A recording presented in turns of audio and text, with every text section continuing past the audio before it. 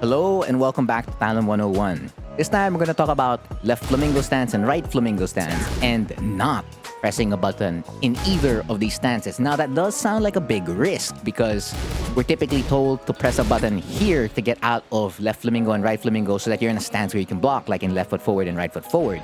And of course that remains true, right? So if the opponent does decide to press a button right away versus either of these stances, you're gonna get hit. So that's left flamingo stance, that's right flamingo stance. And if I try to hold back in one of these stances, there's still no room to block here because it takes longer for Hwoarang to actually block in that stance because you need like Hwoarang to put his foot down. So this is generally why you're pressing those buttons, so that you trade or you beat them to, deter any buttons from your opponent. But let's say you cleared that hurdle just for discussion's sake, right? And the opponent will like now hold in this situation, whether that be on block or on hit. Then you can get something really cool like that. So of course, I need to stress it out. Like, you do need to clear the first hurdle. So whether that be pressing RFF F4, 1-2 forward 3, 1-2 into power crushes, or 1-2 into basic jabs, do it. Because you want your opponent to respect your flamingo, whether that be on hit.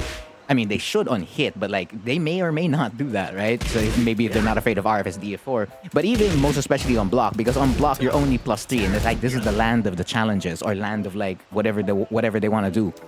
So you want to like force them to respect this both on hit and on block. So you're really working for the on block. On the on hit, you're working a little bit less because once you get the opponent to respect it, right? We talked about that block window. It looks a little something like this. You see how if I hesitate a little bit and then try to check the opposing Hwoarang, it's just like, wait a minute, I saw you enter flamingo and you didn't press anything. So like, I'm going to check you now because maybe you're going to just like keep the foot up and then I can get like a free check, right? So this looks really realistic. And this could happen in-game. So that's sick. And not only can you block, you could press LFF or RFF buttons once that foot is down. So that's why you saw JFSR earlier, you saw DF1, RFF DF4. And you could even get like the standard jabs instead of like your flamingo jabs, right? And we're gonna go through like the buttons you can get one by one. And the first one we want to talk about is the regular jab, right? So that's LFF1. That's LFS1. And remember, they did change the Flamingo jab animation, so it's very, very clear when Hwoarang is doing a jab from Flamingo versus when he's doing a jab in left foot forward or right foot forward. So that advantage has disappeared because if I turn off frame data, right? Before, in older Tekken games, right? If Hwoarang did this, and let's assume that was like the regular jab animation, not the new one in Tekken 8, you wouldn't know what that is. Like, which one was that? Was that left Flamingo 1? Or was that left foot forward 1? Is Hwoarang +5 or is he +1 at this moment? It's really hard to tell when you don't have the frame data. But now, since you have like the animation, right? And you see Hwoarang extend his arm a little bit. So your opponent can tell if they have that on lock. But, again, the jabs recover so quickly, they may or may not, catch it on time. They have to be really, really awake, even if like there's a brand new animation, right? And of course, like both jabs are still plus anyway, just like +1 versus +5, but like again, still have some frame advantage. So you could always just like press a down jab or a jab to like keep the quote-unquote advantage, or even step like their weak side. So it's just like, oh, okay, I was still gonna be safe either way, in quotation marks, right? So that's like one of the first things you could easily get. And that was like the biggest advantage for like putting the foot down because the opponent would never know.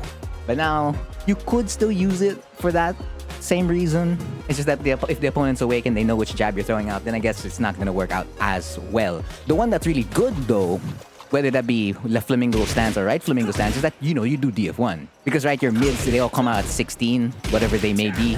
LFS back 4-3, LFS2, RFS1, it all comes out at 16. Of course, your fastest one, -13. Your other fastest one, -13. Of course, -13 with like extra buttons. But of course, if you don't have that problem, just throw out a DF1. And you can do that for both. So it's just like, finally, a safer mid option in both left flamingo stance and right flamingo stance. Now, of course, again, if the opponent is going to press immediately, right, just to show that here, you can't do that at all, like if they press immediately. But of course, if they're waiting a little bit, right, just like the example shown earlier, then yeah, you could throw out maybe a little DF1. And that'll be like pretty good for open space. Because now you can throw out DF1, sidestep left, sidestep right, or even backdash because, there's some pushback on DF1. You can set that up. So it's like, okay, another option. And that's like for the neutral side. If you want to go for the more offensive side, you throw out RFF DF4. And you saw how seamless that looked like. Like, Hwoarang didn't even put his foot down yet. He didn't put his foot down yet, but like, he still puts it up to like do RFF DF+4. That looks really, really seamless. It's very, very pretty. And that becomes really, really strong at the wall, right? So if we transfer over to the wall and you throw out this, and if they wait, like they hesitate, like they down jab or jab right there, you may get a counter hit and then there's extra damage. And if not, you did a mid to like enter RFS/RFF, and now you can like continue pressure. Most especially if like heat's active. In open space, it would still be pretty damn good.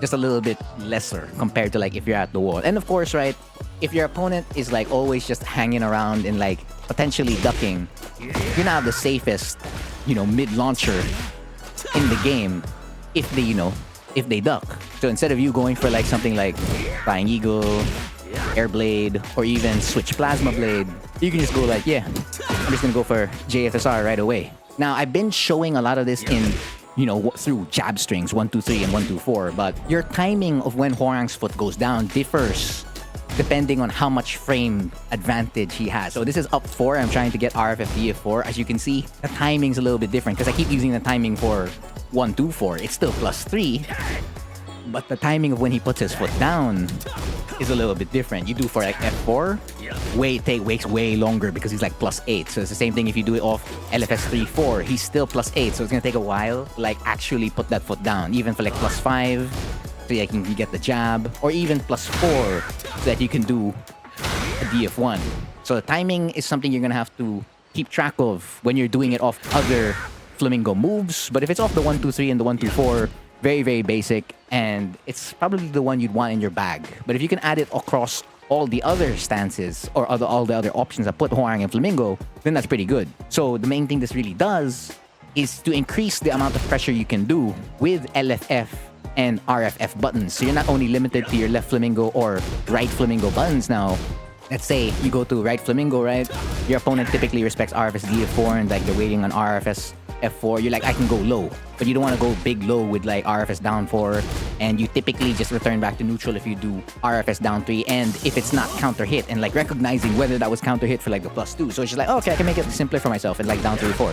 So that's basically the idea of putting the foot down in either Flamingo stance. Again, just to stress it, you need the opponent to respect the first interaction. That's all you need. You don't need a second, you don't need a third, you don't need a fourth. You don't even need a fifth. You just need the first interaction that allows you to change up a lot of things with Hwoarang's neutral/pressure game. So again, that's been the lesson for this video. Again, I've been Frontier, and thank you for watching.